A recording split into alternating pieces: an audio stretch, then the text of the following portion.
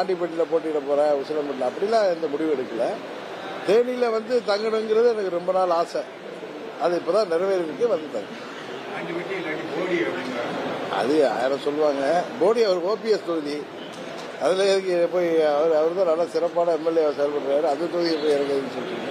இல்ல அப்படி நான் தேனி மாவட்டத்தில் போட்டியிடுறதை பற்றியே இன்னும் முடிவு எடுக்கல. எங்க போட்டியிடுறதுங்கிற முடிவு எடுக்கல. தேனியில வந்து தங்கணுங்கிற நீண்ட நாள் ஆசை. அதுக்காக நான் வந்து இப்ப தங்க ஆரம்பிச்சேன். அப்படிலாம் நான் என்னைக்கு நடந்தது. அவங்களுடைய அது விருப்பம். அது வந்து இங்கே கிட்டத்தட்ட 3 லட்சம் வாக்கு எனக்கு அளிச்சிருக்காங்க. தேர்தல் வெற்றி தோல்வியெல்லாம் தாண்டி இந்த ஊரோட எனக்கு ஒரு பிணைப்பு உண்டுன்னு தெரியும் உங்களுக்கு. 99 நான் வெற்றி பெற்றேன், 2004 நான் வெற்றி பெறலையே. இருந்தாலும் 2010 வரைக்கும் இங்கே தானே இருந்தேன். உங்களுக்கு தான் தெரியுமா? அதிமுக விட அதிக வாக்குகள் வாங்கினதுங்கிற எண்ணமெல்லாம் கிடையாது. வெற்றி பெறணும் அப்படிங்கிற உறுதியோட போட்டிக்கிட்டோம். எங்களால் வெற்றி பெற முடியவில்லை. பணநாயகத்தை ஜனநாயகத்தால் வெல்ல முடியவில்லை என்பதை தெரியுது.